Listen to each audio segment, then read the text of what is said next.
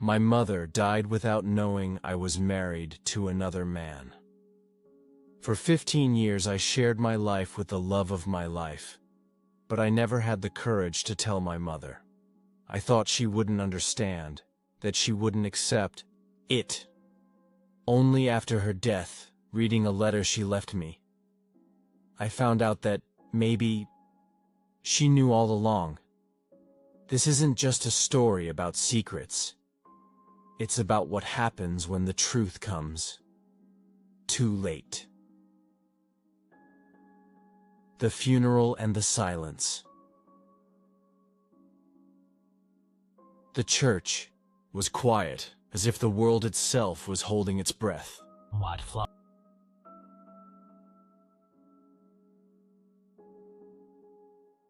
Open the door. Hit the signature. They closed the casket. I've done it yet. A woman's known for her son's acting in faith.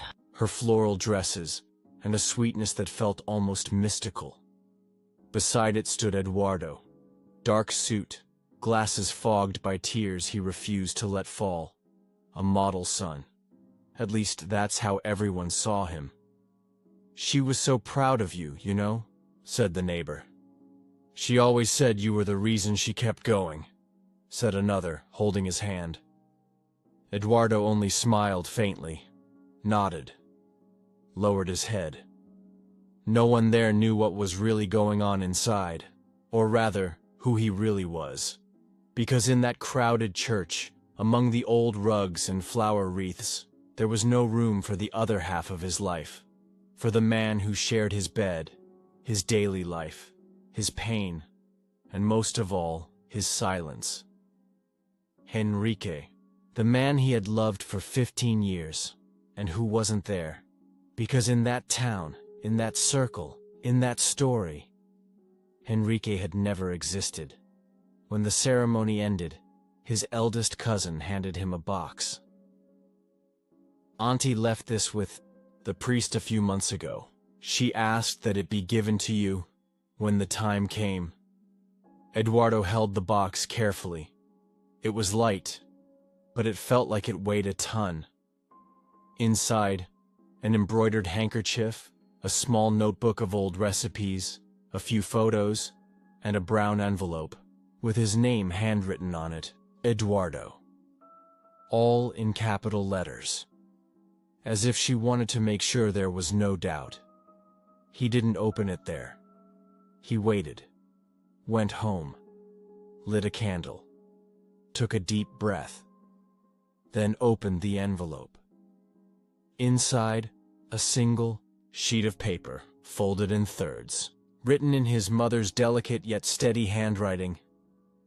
"My son, if you're reading this, it means God has already taken me. I'm leaving this letter because there's something I need to tell you. Something you might think I never knew. But mothers feel things, and I felt everything you didn't say." Eduardo froze. His heart pounded so hard it hurt. She knew. Since when? How? "I never wanted you to feel like you had to hide. And maybe I was wrong for never asking. But even in silence, I listened when you spoke fondly of that friend. I saw how your eyes lit up when you said you were going on a trip. With him. You never had to tell me, son. I already knew. And my only regret was never telling you that it didn't change a thing." The tears finally came, but they weren't just grief. They were years of repressed love, words never said, hugs never given, and a truth that maybe was never really a secret. Eduardo closed his eyes, pressing the letter to his chest. Henrique walked silently into the room, sat beside him, didn't say a word, just held his hand. For the first time, Eduardo didn't let go. And, for the first time, he cried, for real. The secret relationship. They met at a lecture on Latin American literature. Eduardo was a guest speaker, Henrique, a researcher. One comment about Clarice Lispector was enough to spark the first glance, the first side smile, and a conversation that lasted longer than the event itself. Enrique was the opposite of Eduardo, more spontaneous, more impulsive, more free. And maybe that's exactly why Eduardo fell so quickly. Because Enrique was everything he had never allowed himself to be. They started discreetly. Lunches between work hours, walks after academic, events. Exchanges of books, letters, and comfortable silences. At first, Eduardo would always say he had to be careful. "I can't afford to mess up," he repeated. Enrique understood, but it hurt. Eduardo's apartment was spacious, but stifling, not from lack of air, but because the windows were always closed. Nothing on the walls suggested two people lived there. Photos, none. Letters, hidden. Memories, locked away like treasure buried in forbidden ground. For years, Enrique came and went through the back garage. At university events, he was a colleague from the humanities department. At family dinners, he wasn't mentioned. And on social media, Eduardo was just a very dedicated professor. "Do you love me?" Enrique once asked. "More than anything," Eduardo replied without hesitation. "Then, why does it feel like the whole world isn't allowed to know that?" The question lingered, like an open window on a stormy day. And Eduardo didn't know how to answer. He was afraid. Afraid of losing his students' respect. Afraid of rejection from his siblings. Afraid to hear what he had always imagined his mother would say. "You've disappointed me." So he chose silence. It felt easier, safer, less painful. Or at least, that's what he thought. Time passed, and the years piled up like books on a dusty shelf. 15 years with the person he loved deeply, but who never had the right to be recognized. Enrique stayed. Stayed even without promises, even without family dinners, even without real holidays. But inside, he broke.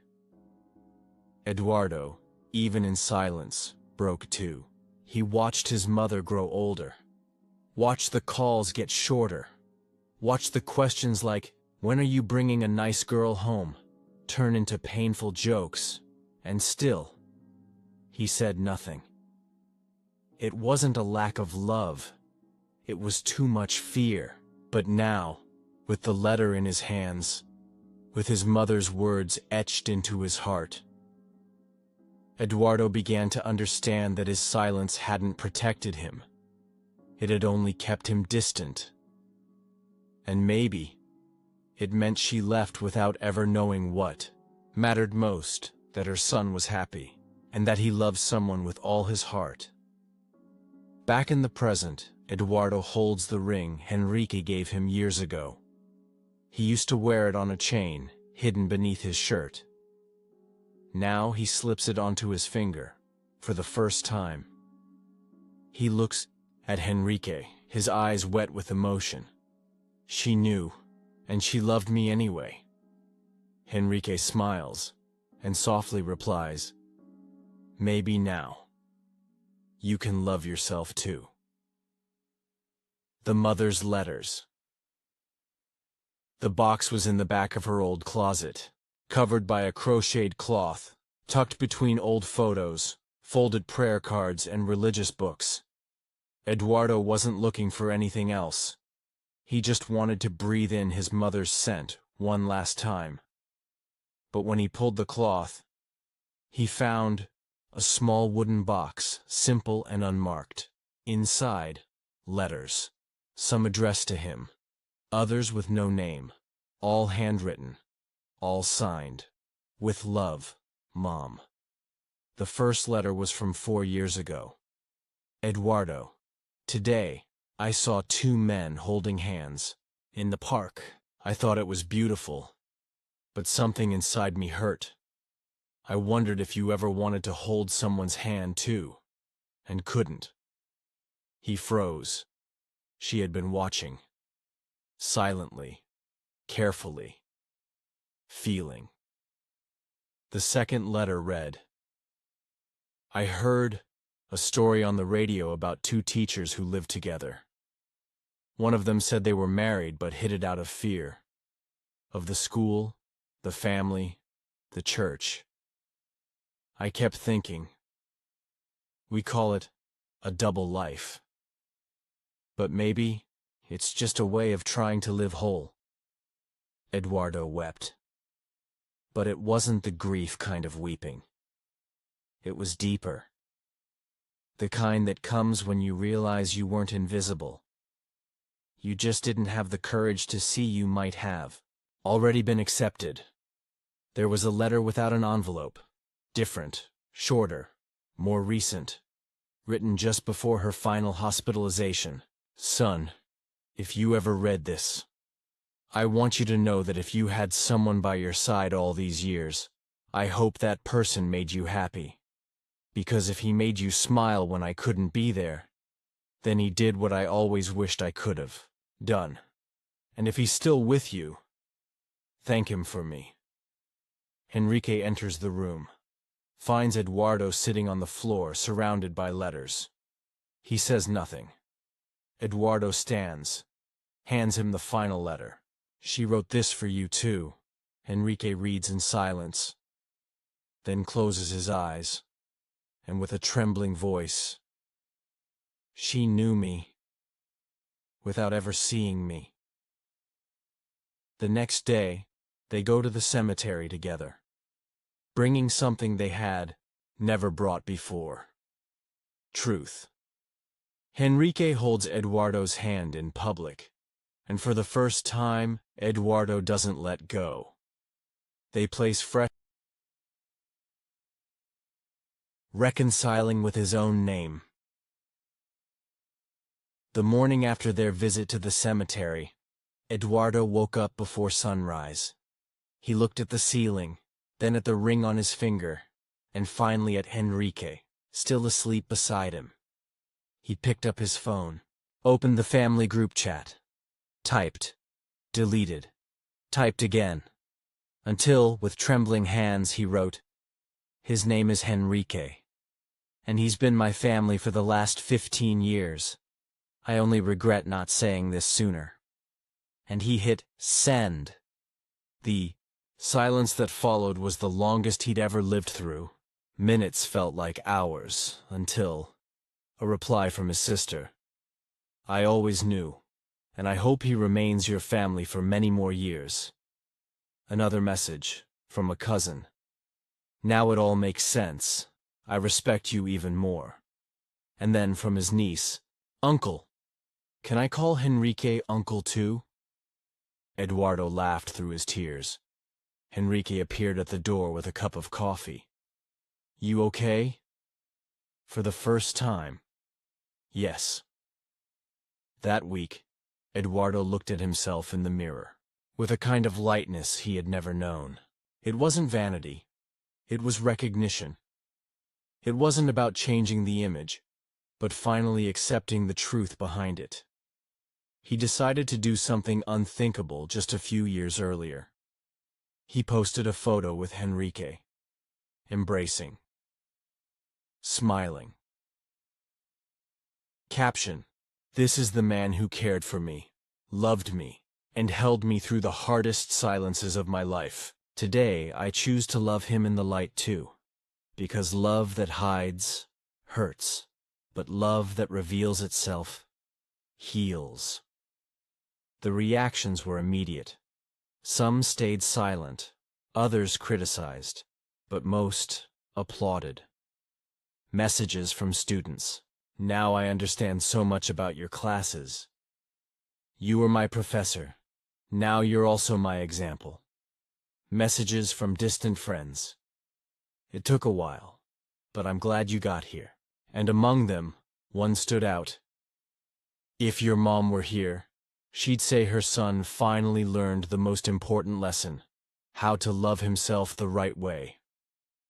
That night, Eduardo opened a new folder on his computer. He named it Memories. I can finally keep.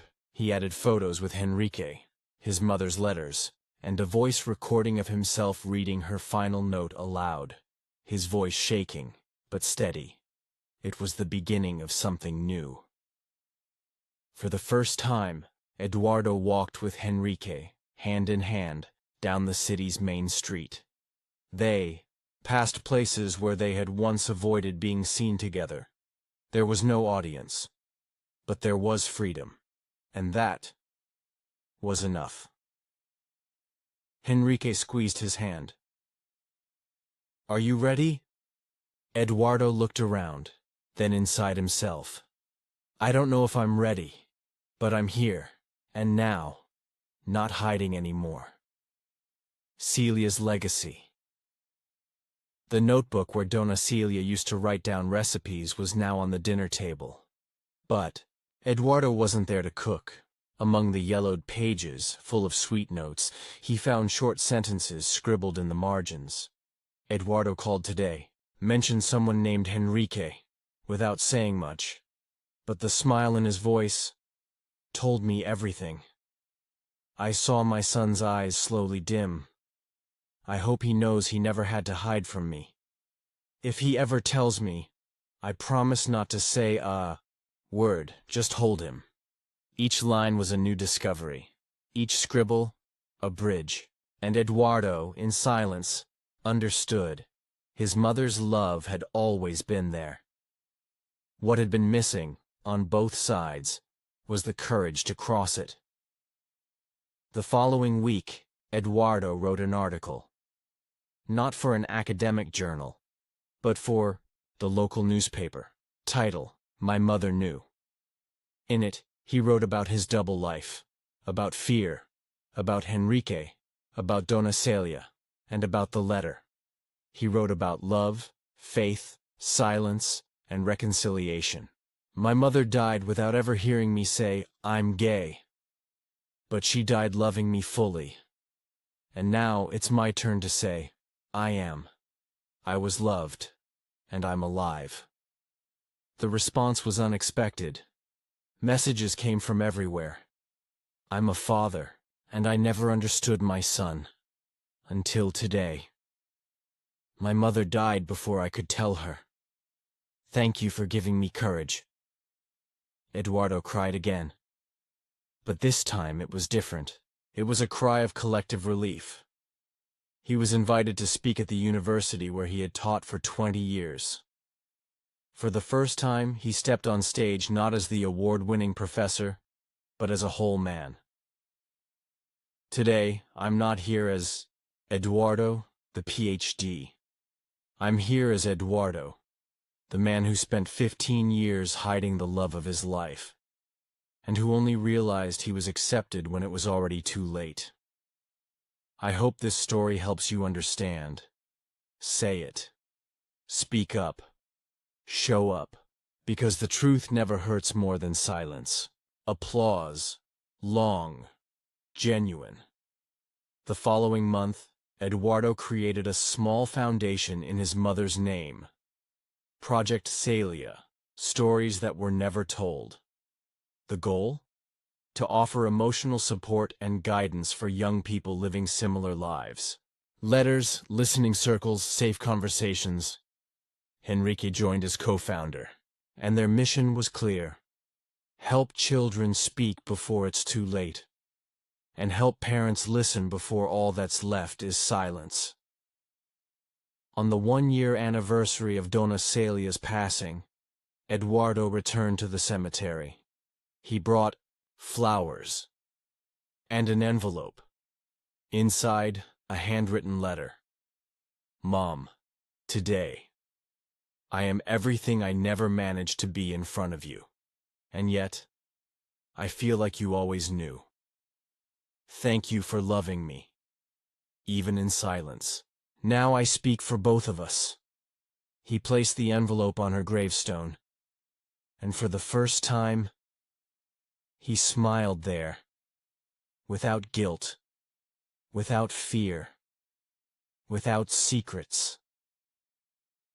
We grow up thinking we need other people's permission to live, to love, to be ourselves. And sometimes, that permission never comes. So we learn to stay silent, to hide, to erase parts of ourselves in the name of a love that, deep down, didn't ask for that. Eduardo spent 15 years loving truly, sharing a life with someone who knew him better than anyone. But still, he never told his mother. He thought she wouldn't understand, that she wouldn't bear it, that she'd stop loving him. But the truth is, Dona Celia knew. And she loved. Maybe in silence. Maybe afraid to say it out loud too. But she loved, in her own way, and left proof the only way she knew how, with handwritten words that would only be read when it was already too late. How many stories like this are being lived right now? In silence? How many Enriques are still waiting to be introduced? How many Eduardos are stuck between love and fear? And how many Celias still have time to hear, if we dare to speak? This isn't just a story about a gay son. It's about the weight of silence, and the power of a letter that sets you free. It's about forgiveness, about time, and about the courage not to let truth die with us. If you made it this far, thank you. Because watching this story is already an act of empathy.